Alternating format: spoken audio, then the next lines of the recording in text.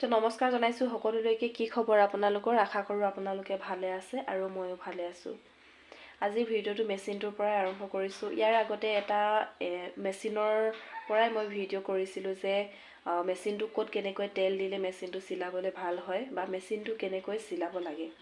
সেই ভিডিঅ'টো চাই বহুলোকে মোক মেছেজ আৰু কমেণ্ট কৰিছে, আপুনি প্ৰথমৰ পৰা মেচিনটো কেনেকৈ চলায়, ক'ত ববিন কেছ ভৰাই, কেনেকৈ সূতা ভৰাই, এই সকলোবোৰ দেখুৱাই এটা ভিডিঅ' কৰি দিয়ক।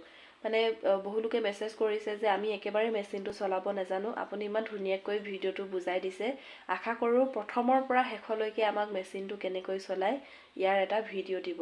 তো আজি সেইসকল মহিলাৰ বাবে এই ভিডিঅ'টো, যিসকলে একেবাৰেই মেচিন চলাবলৈ নাজানে, ব্যৱহাৰ কৰিব নাজানে, তেওঁলোকৰ কাৰণে এই ভিডিঅ'টো আগবঢ়াই দিছোঁ। অকণমান দীঘল হ'ব পাৰে, ভিডিঅ'টো চাওক, ধুনীয়াকৈ বুজি পাব।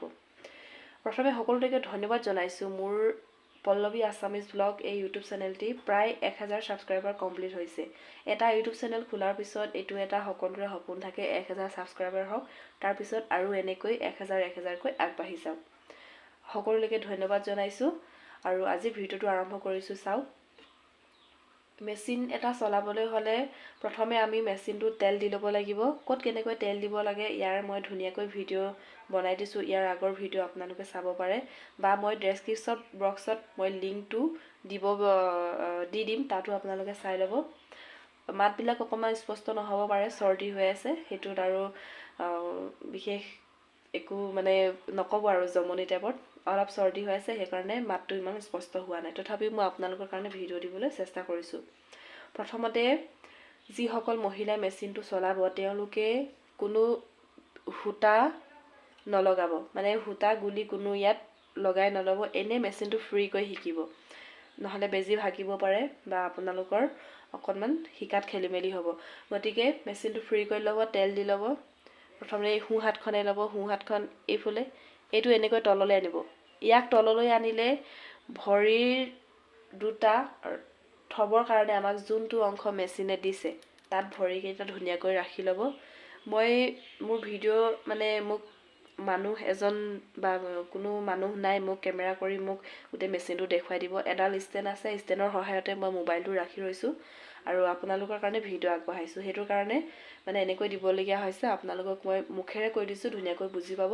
প্ৰথমে সোঁ হাতখনে এনেকৈ তললৈ আনিব। তললৈ অনাৰ লগে লগে ভৰিৰ য'ত থ'বলৈ দিছে সেই অংশটো যোনফালে মানে প্ৰেছাৰ পৰে বা আগফালে নহ'লে পাছফালে, এইটো চলোৱাৰ লগে লগে যোনফালে প্ৰেছাৰ পৰে সেইফালে ভৰিটো মাৰি একেবাৰে মানে ঘূৰাই থাকিব আৰু প্ৰেছাৰটো কৰিয়ে থাকিব ভৰিটোৱে। তাৰপিছত এইটো কোনো হাতে চুব নালাগে। এতিয়া মই এইফালে প্ৰেছাৰ কৰিলোঁ, এইফালে তললৈ টানিলোঁ, মোৰ এইটো ঘূৰি গ'ল। তলৰ ভৰিকেইটা লখুকৈ ৰাখিব, মানে গধুৰকৈ নাৰাখিব। এইফালে এনেকৈ দিব, যোনফালে ভৰিৰ প্ৰেছাৰটো পৰিব সেইফালে আপুনি ভৰিকেইটা মাৰি থাকিব আৰু এইফালে কাপোৰ ধুনীয়াকৈ চিলাই যাব। প্ৰথমে আপোনালোকে খালীকৈ ল'ব, কোনো সূতা ব্যৱহাৰ নকৰিব। আকৌ এবাৰ মই দেখুৱাই দিছোঁ। সোঁ হাতখনেৰে এনেকৈ এইটো তললৈ আনিলে ভৰি থোৱা অংশটো যোনফালে মানে প্ৰেছাৰ পৰিব সেইফালে আপোনালোকে ভৰিটো দি আপ ডাউন এনেকৈ আপ ডাউন কৰি থাকিব। তাৰপিছত মেচিনটো অকণমান সেনেকৈ চলাব। মেচিন চলোৱাটো শিকিলে এতিয়া সূতাডাল কেনেকৈ ভৰাব, এইটো ইয়াত সূতাত গুলিটো ৰাখি ল'ব। ৰাখি লৈ ইয়াত মই এতিয়া এখন হাতে দেখুৱাই এখন হাতে মোবাইলত ভিডিঅ' কৰিবলগীয়া হৈছে। এই ফাকটো দেখিছে, ইয়াত ভৰাই দিলোঁ। এইটো দেখিছেনে, এইটো ইয়াত সূতাডাল ভৰাই দিব। ভৰাই দিয়াৰ পিছত এই ৰিংটো আছে, দেখিছেনে ৰিংটো, এই ৰিংটো এই বাহিৰৰ ফালৰ পৰা এই ইয়াত অকণমানিকৈ এটা ফাক আছে, দেখিছেনে এইটো মোবাইলটো, এই ফাকটোত আমি ৰছীটো ভৰাব লাগিব। এই ৰছীডাল এনেকৈ বাহিৰৰ ফালৰ পৰা লৈ এইফালে আনিব। এইফালে আনি এইডালৰ ভিতৰত এনেকৈ ভৰাই দিব। এইডালৰ ভিতৰত ভৰাই দিলে দেখিলে। তাৰপিছত এইফালে আমাৰ এইটো ইয়াত এনেকৈ ওলাই গ'ল, দেখিছেনে এইটো এনেকৈ ওলাই গ'ল। তাৰপিছত এতিয়া আমি এই সূতাডাল আকৌ এই সূতাটোত ভৰাব লাগিব। ইয়াত আমি যদি সূতা লগাবলৈ নাজানো তেতিয়াও আমাৰ চিলাই কিন্তু বেয়া হ'ব বা সোনকালে বেজি ভাগিব, চিলাই মানে ৰছীটো সোনকালে ছিঙি যাব। সেইটো কাৰণে ভালকৈ চাই ল'ব। এইখিনি আকৌ এবাৰ মই দেখুৱাই দিছোঁ। এতিয়া এইটোত ভৰোৱাৰ পিছত নেক্সট এই ৰিংটোত আমি এনেকৈ ভৰাব লাগিব। ভৰাই দিয়াৰ পিছত এই ৰিংটো ইয়াত আছে দেখিছেনে, এইটো এনেকৈ আঙুলিটো অকণমান ঠেলা মাৰি ইয়াত ভৰাই ল'ব। ইয়াতো যদি নভৰাই আপোনালোকৰ সূতা ছিকিব, বেজি ভাগিব। তো এইবিলাক মানে ভালকৈ চাই ল'ব লাগে। ইয়াত ভৰোৱাৰ পিছত আমি এতিয়া বেজিত ভৰাম। প্ৰথমে ক'ত ল'লোঁ, গুলি সূতাডাল ইয়াত আনি ভৰালোঁ। ইয়াত আনি ভৰাই এই ৰিংটোত এইফালৰ পৰা এই পাছফালৰ পৰা এনেকৈ আনি এই ৰডডালৰ মাজত এনেকৈ ভৰাই আমি ইয়াত ভৰালোঁ। এই ৰিংটোত ভৰাই পিছত ইয়াত এনেকৈ সুমিয়ালোঁ। তাৰপিছতে আমি বেজি সুমিয়াম।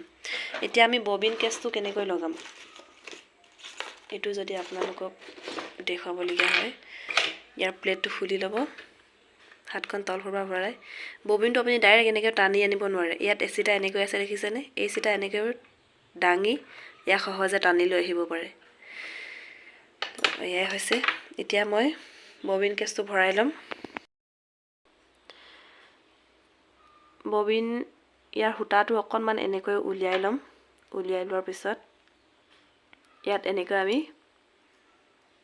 এইটো ভৰাই দিলোঁ। ভৰাই দিয়াৰ পিছত কি কৰিলোঁ, সূতাডাল এনেকৈ টানি ল'লোঁ। এই যে ইয়াত অকণমানি এনেকৈ ফাঁক আছে দেখিছেনে, এই ফাঁকটোত সূতাডাল আমি এনেকৈ ফাঁকটোত ভৰাই এইফালে এনেকৈ টানি ইয়াত আমি সূতাডাল উলিয়াই দিম। তেতিয়া এইটো এনেকৈ ফ্ৰীকৈ এনেকৈ চলি আহিব, সূতাডাল এনেকৈ ওলাই আহিব দেখিলেনে। তো এতিয়া আমি একে ভৰাব লাগিব ইয়াত।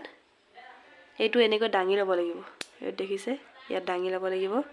আৰু এতিয়া আমি ইয়াত তলফালৰ পৰা এইটো দেখিছে, এনেকৈ মইতো ইয়াত দাঙি লৈছোঁ। দাঙি লোৱাৰ পিছত ইয়াত আমি এনেকৈ ভৰাই দিলোঁ। সোমোৱাৰ পিছত এইটো এনেকৈ এৰি দিব। এইটো হৈ গ'ল। এইটো এতিয়া কি কৰিব, বেজিটোত সূতাডাল আমি সুমিয়াই লৈছোঁ এনেকৈ।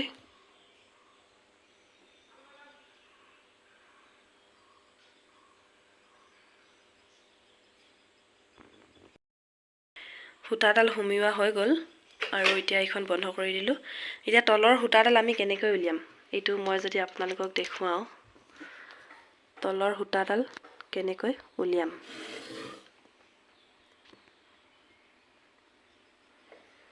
এই সূতাডাল এনেকৈ ধৰি ল'ব। এই ৰিংটো এইফালে যদি অকণমান দেখুৱাওঁ, এই ৰিংটো জাষ্ট ভৰিটো আঁতৰাই দিব ভৰি থোৱা অংশৰ পৰা। এনেকৈ অকণমান লাহেকৈ ঘূৰাই বেজিটো তললৈ যাবলৈ দি সূতাডাল এনেকৈ ওলাই আহিব। তেতিয়া আপোনালোকে সূতাডাল এনেকৈ টানি ল'ব পাৰে। তাৰপিছতে আপোনালোকে ধুনীয়াকৈ কাপোৰ চিলাওক। তো এয়াই সূতা সুমোৱা পদ্ধতিটো এয়াই হয়। আৰু এটা মই ভিডিঅ' দিম মেচিনৰ ওপৰতে, আপোনালোকে চাব। এইটো মই ইয়াৰ আগৰ ভিডিঅ'টোত বুজাইছিলোঁ, আজি আকৌ মই বুজাই দিছোঁ। অকণমান জুম কৰি দেখুৱাওঁ। এইটো কি হয় আপোনালোকে জানেনে বাৰু? যিসকলে মেচিন ব্যৱহাৰ কৰিব নাজানে তেওঁলোকে নিশ্চয় নাজানে এইটো কি হয়। ইয়াত দেখিছে -5, -4, -3, -2, -1, -0। ইয়াত এইটো আমি কোনটো অংশত ৰাখি ল'লে আমাৰ চিলাইটো ভাল হ'ব। আমি যদি 0ত ৰাখোঁ, চিলাইটো মানে খুব ঘন হ'ব আৰু মেচিনটো মানে খৰকৈ নচলিব। যিমান আপুনি স্পীডত মাৰিলেও মেচিনটো খৰকৈ নচলিব। আমি যদি -1ত ৰাখোঁ, তাতকৈ অকণমান স্পীডত চলিব। সেইটো কাৰণে আমাৰ সাধাৰণতে আমি যোনবিলাক আমাৰ মহিলাৰ কাপোৰ বা পুৰুষৰ কাপোৰ হওক আমি চিলাওঁ, আমি -4 বা -3 ইয়াৰ মাজত ৰাখিলে আমাৰ চিলনিটো খুব ধুনীয়া হয়। মই সেইটো কাৰণে -3, -4 ইয়াৰ মাজতে ৰাখোঁ। এইটো এনেকৈ টাইট কৰি লওঁ। ইয়াৰ মাজতে কাপোৰবিলাক ৰাখিলে ধুনীয়া হয়। -5ত আমি যদি চিলাওঁ, চিলনিটো আমাৰ ডাঙৰ হ'ব আৰু বহুত বেছি স্পীডত চলিব মেচিনটো। -4ত -5তকৈ অকণমান সৰুকৈ চিলনিটো পৰিব। তো এয়াই ইয়াৰ মানে জানিবলগীয়া কথা। তো আপোনালোকে আশা কৰোঁ ধুনীয়াকৈ বুজি পাইছে ভিডিঅ'টো কেনেকৈ কাপোৰ চিলাব লাগে। তো মই ভালকৈ দিবলৈ চেষ্টা কৰিছোঁ ভিডিঅ'টো, কিন্তু মানে কেমেৰা কৰি দিয়া মানুহ নাই যিহেতু, সেইটো কাৰণে অকণমান কিবা খেলিমেলি হ'ব পাৰে। তথাপিও আপোনালোকে বুজি পাইছে বুলি ভাবিছোঁ, ধুনীয়াকৈ চিলাব পাৰিব কাপোৰ। তো এয়াই আজিৰ ভিডিঅ'টো। আশা কৰোঁ আৰু পিছলৈ ভিডিঅ' চাব। Thank U.